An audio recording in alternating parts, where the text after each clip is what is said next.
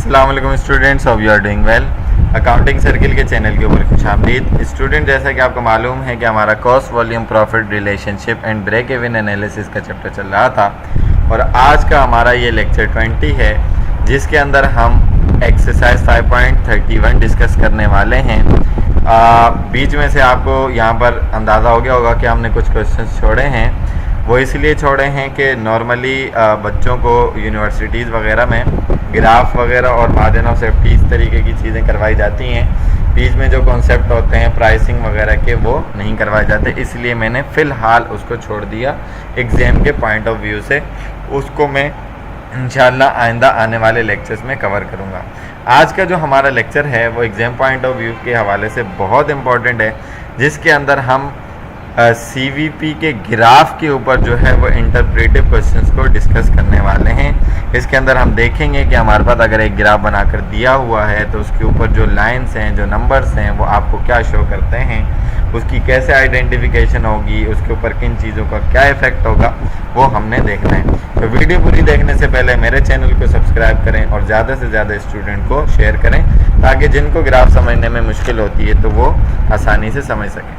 वो आपको कह रहा है क्वेश्चन में कि a CVP graph such as the one shown below, जो कि ये आपको शो किया जा रहा है, is a useful technique for showing relationship among an organization cost volume and profit. ठीक है ना। तो ग्राफ के थ्रू आप इजीली जो है, एक यूजफुल टेक्निक है जिसके थ्रू आप इजीली क्या कर सकते हैं, देख सकते हैं कि भाई आपका प्रॉफिट कितना है, आपका वॉल्यूम कितना है, आपकी कॉस्ट कितनी है। तो यहाँ पर आपके पास टोटल 9 पॉइंट्स दिए हुए हैं, 1 2, उसके बाद 3 4 5 6 7 8 और 9 पॉइंट दिए हुए। रिक्वायर्ड में आपको कह रहा है identify the numbered component in the CVP graph. ये जो नंबर्ड कंपोनेंट है ना इस CVP के ग्राफ में, ये आपने बताना है। अच्छा, इसके आंसर मैंने आगे लिखे हुए भी हैं। ये पूरा क्वेश्चन अभी मैं आपको जस्ट क्वेश्चन पढ़ के बता रहा हूँ।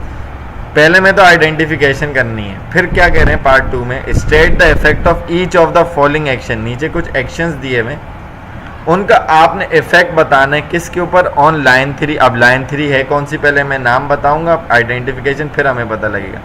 लाइन 9 पर and the break even point, और ब्रेक इवन पॉइंट पर आपने इफेक्ट बताना है। For line 3 and line 9 state whether the action will cause the line 2, और आपने बताना है कि लाइन 3 और लाइन 9 पर इन जो नीचे एक्शन दिए हैं उनका क्या इफेक्ट होगा।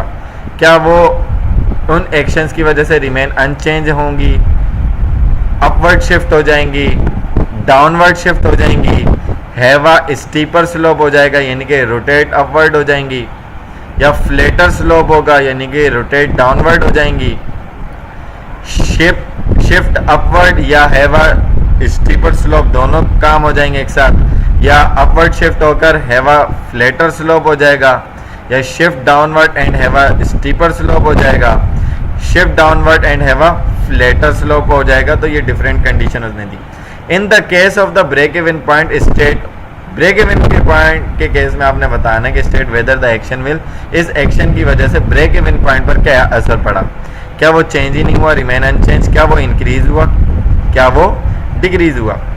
Probably change but the direction is uncertain, change तो हुआ लेकिन डायरेक्शन जो थी वो अनसर्टेन थी।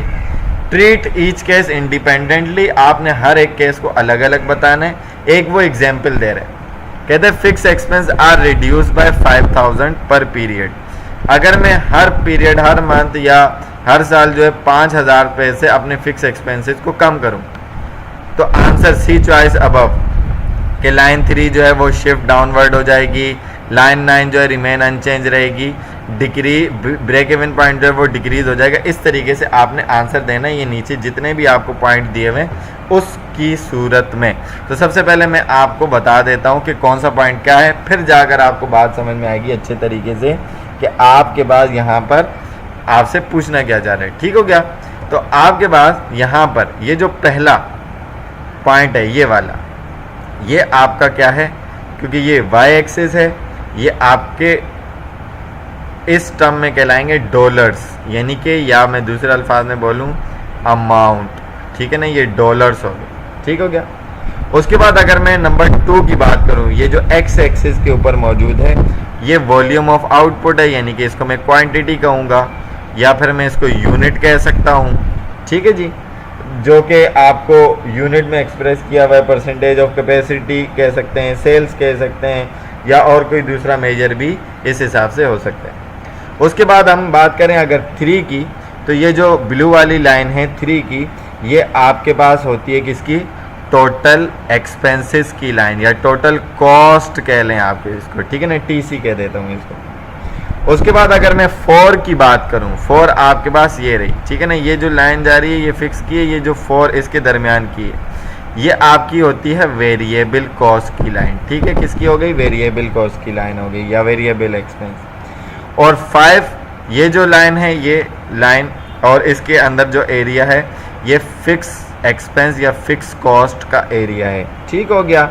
उसके बाद 6th जो है वो जहाँ पर आपकी जो ये सेल्स की और वेरिएबल टोटल कॉस्ट की लाइन इंटरसेक्ट कर रही है, ये आपका ब्रेक इवन पॉइंट होता है। ठीक है, BE पॉइंट हो गया, ठीक है ना, ब्रेक इवन पॉइंट हो गया। ठीक है, 6 हो गए। उसके बाद 7 के अंदर अगर हम बात करें तो 7 इधर है, यानी कि आपकी जो है वो कॉस्ट है, सेल जो आपकी कम है, ये वाला एरिया आपका हो जाता है लॉस का। ठीक है, ये वाला एरिया है आपका लॉस का। उसके बाद अगर मैं 8 की बात करूं तो 8 है इधर, सेल्स आपकी ज़्यादा है, कॉस्ट आपकी कम है, तो दिस एरिया आपका डोनेट करता है प्रॉफिट के लिए। ठीक हो गया। उसके बाद तो आखिरी पार्ट रह गया सर 9 का। 9 is very easy, this is your sales line. ठीक है जी, ये आपको अच्छे तरीके से समझ में आ गया होगा कि आपके पास क्या क्या चीज़ें हैं। तो उसने बोला था लाइन 3 और लाइन 9, 3 हो गई टोटल कॉस्ट और 9 हो गई सेल्स की लाइन। अब आपको आगे जाकर जो इफ़ेक्ट्स हैं वो अच्छे तरीके से समझ में आ जाएंगे, क्योंकि हमारा पहला पार्ट आइडेंटिफिकेशन का इसमें कंप्लीट हो गया है। सो स्टूडेंट, अब अगर मैं बात करूं सेकंड पॉइंट पे, अब मैं वापस जाऊं उन इफ़ेक्ट्स की बात करूं, तो फिर उसके आंसर हम जो हैं यहाँ पर लेते हैं। वैसे मैंने यहाँ पर ये आंसर लिखे हुए हैं कि ये डॉलर सेल्स है। दूसरा पॉइंट वॉल्यूम ऑफ आउटपुट या express in unit, percentage of capacity, sales या सम अदर मेजर भी कह सकते हैं। तीसरी लाइन आपकी टोटल एक्सपेंस की लाइन थी। चौथी जो है वो वेरिएबल एक्सपेंस, फिर फिक्स एक्सपेंस का एरिया है, ब्रेक इवन पॉइंट है, लॉस का एरिया है, और 8 प्रॉफिट का एरिया और सेल्स लाइन है। ठीक है ना। सेकंड पार्ट में इफेक्ट ऑन लाइंस क्या आ रहा है वो हम एक एक करके बात करते हैं और उसका आंसर भी देखते हैं।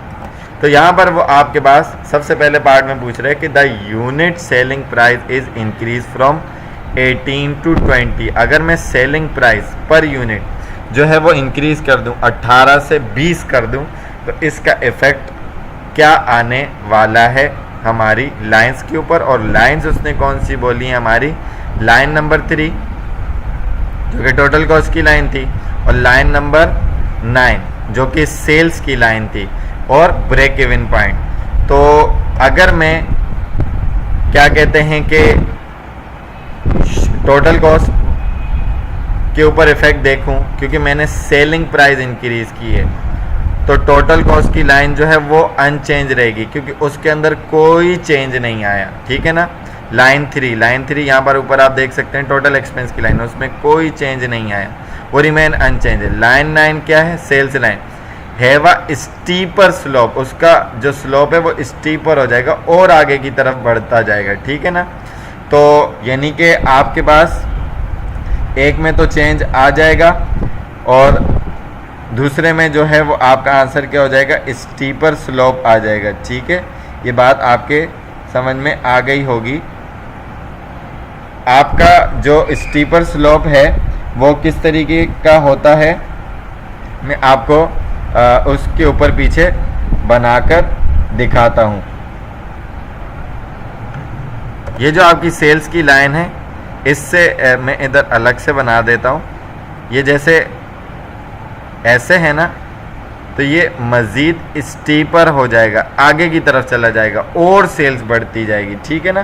तो ये आपका क्या कहलाता है, स्टीपर। सही है। या वेरी बहुत ज़्यादा स्टीप हो जाएगा तो ऐसे हो जाएगा। ठीक है। एक होता है इवन स्टीपर, ऐसे, एक होता है लिटिल स्टीपर और एक होता है बहुत कम स्टीपर, ठीक है ना। ये 4 कैटेगरीज होती हैं स्टीपर स्लोप की। उसके बाद आपके पास जब ये स्टीपर में चला, क्योंकि जाहिर सी बात है कि आपके पास सेल्स बढ़ गई तो आपका ब्रेक इवन पॉइंट जो है वो क्या हो जाएगा, वो डिक्रीज हो जाएगा। उसके ऊपर क्या इफेक्ट आएगा, वो डिक्रीज हो जाएगा ब्रेक इवन पॉइंट, ठीक है ना। क्योंकि ये आगे की तरफ आएगा तो ब्रेक इवन पॉइंट जो सेल्स की लाइन है वो और नीचे की तरफ जाकर इंटरसेक्ट कर रही होगी। ओके जी। उसके बाद सेकंड पार्ट की तरफ अगर मैं जाऊं, वो क्या कह रहे हैं कि यूनिट वेरिएबल एक्सपेंस, अब कॉस्ट की बात कर रहे हैं, आर डिक्रीज फ्रॉम 12 to 10। अगर मैं वेरिएबल एक्सपेंस को पर यूनिट 12 रुपए से 10 रुपए कर दूं, 2 रुपए कम कर दूं, तो क्या होगा। तो एक्सपेंस की बात है, line 3 have a flatter slope, अब वो चेंज हो जाएगी, उसका भी फ्लैटर स्लोप आ जाएगा, ठीक है, बढ़ जाएगी, सॉरी नीचे की तरफ आ जाएगी। और रिमेन सेल्स के ऊपर तो कोई बात ही नहीं है, तो वो रिमेन अनचेंज रहेगी और आपका ब्रेक इवन पॉइंट जो होगा वो डिक्रीज हो जाएगा, ठीक है जी। तो आपके पास अगर मैं बात करूं ये सेल्स की, सॉरी वेरिएबल एक्सपेंस की, कि उसने कहा कि फ्लैटर स्लोप हो जाएगा, तो आपके पास जो फ्लैटर स्लोप होगा वो किस तरीके से चला जाएगा उसकी हम बात करते हैं, ठीक है ना। फ्लैटर स्लोप जो आप यहाँ पर बयान करेंगे, मैं पीछे लेके चलता हूँ आपको वेरिएबल एक्सपेंस का, कि आपके पास यहाँ पर मैं नीचे यूँ बना लेता हूँ कि आपके पास अभी ये वेरिएबल एक्सपेंस का या ये टोटल का जो है वो एक्सपेंस की लाइन इस तरीके से बनी हुई है अंदाजे से। तो अगर मैं इसको फ्लैटर कर दूं तो ये मज़ीद क्या हो जाएगी, फ्लैट हो जाएगी, क्योंकि जो वेरिएबल एक्सपेंस है वो क्या हो रही है, कम हो रही है, ठीक है जी। उसके बाद हम अगर इसके ऊपर तीसरा इफेक्ट देखें, पार्ट सी में fix expenses are increased by, fix expenses को हर पीरियड अगर हम 3000 रुपये से इंक्रीज कर दें तो क्या होगा। तो एक्सपेंस की बात आई तो लाइन 3 जो है वो शिफ्ट अपवर्ड हो जाएगी, यानी कि अगर ये लाइन यहाँ पर है तो ये यहाँ पर चली जाएगी, ठीक हो गया। टोटल कॉस्ट की लाइन जो है इसके वजह से फिर टोटल कॉस्ट की लाइन और ऊपर हो जाएगी, ठीक है, ये बात याद रखिएगा। और सेल्स तो अनचेंज रहेगी और आपका ब्रेक इवन पॉइंट, क्योंकि आपकी फिक्स कॉस्ट चाहिए तो आपको कंट्रीब्यूशन मार्जिन जो बढ़ाना पड़ेगा, अब तो ब्रेक इवन पॉइंट भी इंक्रीज हो जाएगा। उसके बाद अगर हम बात करें पार्ट डी की, तो वो क्या कह रहा है, 2000 more units are sold during the period then were budgeted, जो बजटेड थे उससे 2000 यूनिट ज़्यादा हमने इस पीरियड में सोल्ड कर दी, यानी कि हमारा वॉल्यूम 2000 रुपये से ज़्यादा इंक्रीज हो गया। तो 4 का इफेक्ट क्या आएगा कि टोटल कॉस्ट के ऊपर तो कोई इफेक्ट नहीं आएगा, कोई चेंजेस नहीं आएंगी, और जो आपकी लाइन 9 है वो भी रिमेन अनचेंज रहेगी, और आपका ब्रेक इवन पॉइंट जो है वो भी अनचेंज रहेगा, ठीक है ना। तो आपका जो वॉल्यूम है वो 2000 से इंक्रीज हुआ, तो जाहिर सी बात है टोटल कॉस्ट के ऊपर भी आपका क्या होगा, वेरिएबल कॉस्ट उतनी खर्च होगी। अगर 8000 रुपये की सेल हो रही है और उस हिसाब से आपके पास जो है जो रेवेन्यू जनरेट हो रहा है तो वेरिएबल भी उतनी आएगी। 2000 रुपये से ज़्यादा जो आपके पास यूनिट सोल्ड हो रहे हैं तो वेरिएबल भी इतना ही बढ़कर लगेगा, जिसकी वजह से आपका ये पार्ट रिमेन अनचेंज रहेगा और ब्रेक इवन पॉइंट भी चेंज नहीं होगा। इसके बाद अगर हम चलें पार्ट ई की तरफ, तो एक कंडीशन उसने लाई, उसने कहा due to paying sales person a commission rather than a flat salary, flat salary की बजाय अगर हम एक सेल पर्सन को कमीशन देते हैं, fix expenses are reduce by 8000, fix expense जो है वो 8000 से कम कर देते हैं, रिड्यूस कर देते हैं per period, and unit variable expense are increase by, और वेरिएबल एक्सपेंस हम इंक्रीज कर देते हैं 3 रुपए पर यूनिट से, तो उसका इफेक्ट क्या आएगा ई का। तो आपके पास लाइन 3 जो टोटल कॉस्ट की वो शिफ्ट डाउनवर्ड हो जाएगी और स्टीपर स्लोप भी हो जाएगा, ठीक है ना, क्योंकि उसने क्या कहा कि भाई आपके पास फिक्स एक्सपेंस तो डिक्रीज हो रहे हैं, तो इतनी अगर लाइन थी तो ये लाइन तो इतनी हो गई, और वेरिएबल इंक्रीज हो रहा है तो ये लाइन थोड़ी फिर स्टीपर चली जाएगी, ठीक है। उसके बाद आपके पास जो लाइन 9 है सेल्स के ऊपर तो कोई इफेक्ट नहीं आया, तो रिमेन अनचेंज रहेगा। ब्रेक इवन पॉइंट की बात करें तो प्रोबेबली चेंज हो सकता है, बट डायरेक्शन जो है वो अनसर्टेन होगी कि किस जगह पर आपकी डायरेक्शन आपकी टकरा रही होगी, ठीक है ना। उसके बाद पार्ट एफ की अगर मैं बात करूं तो कहते हैं कि due to an increase in the cost of material, अगर मैं मटेरियल की कॉस्ट में इंक्रीज करूं क्योंकि वेरिएबल कॉस्ट है ये, both unit variable expense and the selling price are increase by 2 रुपए या $2 पर यूनिट, 2 से इंक्रीज हो जाते हैं, तो क्या इफेक्ट आएगा, तो इफेक्ट देख लेते हैं। तो एफ जो है टोटल कॉस्ट, जाहिर सी बात है वो इंक्रीज होगी, तो हैव अ स्टीपर स्लोप आ जाएगा और टेढ़ा हो जाएगा, और लाइन 9 वो भी स्टीपर स्लोप में चली जाएगी उसी के मध्य मुकाबिल में, और ब्रेक इवन पॉइंट जो है रिमेन अनचेंज रहेगा in terms of unit, units में अनचेंज रहेगा, increase in terms of dollar sale, लेकिन डॉलर सेल्स में वो क्या होगा, वो चेंज हो जाएगा, इंक्रीज हो जाएगा, अमाउंट उसकी बढ़ जाएगी, क्योंकि उसने क्या कहा था कि सेलिंग प्राइस जो है वो 2 रुपए पर यूनिट से इंक्रीज हो रही है, दैट्स वाई आपके पास वो भी इंक्रीज हो जाएगा। उसके बाद अगर पार्ट जी की बात करें, सेकंड लास्ट पार्ट है हमारा, कहते हैं कि advertising cost are increase by 10,000 per period resulting in, जिसकी वजह से 10% इंक्रीज हो गया इन नंबर ऑफ यूनिट सोल्ड में, तो वॉल्यूम आपका बढ़ गया, तो इससे क्या इफेक्ट आएगा, तो जी लाइन शिफ्ट अपवर्ड हो जाएगी क्योंकि आपका एक एक्सपेंस बढ़ रहा है, अपवर्ड शिफ्ट हो गई। लाइन के ऊपर, लाइन 9 के ऊपर कोई इफेक्ट नहीं आया, वो रिमेन अनचेंज रहेगी, और ब्रेक इवन पॉइंट आपका जो है वो क्या होगा, इंक्रीज कर जाएगा, ठीक है ना। तो आपके पास नंबर ऑफ यूनिट जो हैं वो सोल्ड हुए, प्राइस जो है उसमें कोई चेंज नहीं आया, दैट्स वाई आपकी सेल में के स्लोप में कोई चेंज नहीं आएगा। एच की अगर मैं बात करूं जो कि हमारा लास्ट पार्ट है, due to automating and operation previously done by workers, ठीक है ना, फिक्स एक्सपेंसेस आर इंक्रीज हो गए $12,000 से पर पीरियड, और यूनिट वेरिएबल एक्सपेंस जो है वो 4,000 रुपये से डिक्रीज हो गया। वेरिएबल कॉस्ट जो है यहाँ पर यूनिट डिक्रीज हो रही है और आपके पास फिक्स एक्सपेंसेस इंक्रीज हो रहे हैं, उसका इफेक्ट आपके पास क्या आएगा कि आपकी जाहिर सी बात है कि शिफ्ट अपवर्ड हो जाएगी एक्सपेंस बढ़ने की वजह से, और फ्लैटर स्लोप भी आ जाएगा। सेल्स के ऊपर कोई इफेक्ट नहीं है तो रिमेन अनचेंज रहेगी। Break even point probably change भी हो सकता है, लेकिन डायरेक्शन जो होगी वो अनसर्टेन होगी, ये आप न्यूमेरिकली करके भी चेक कर सकते हैं।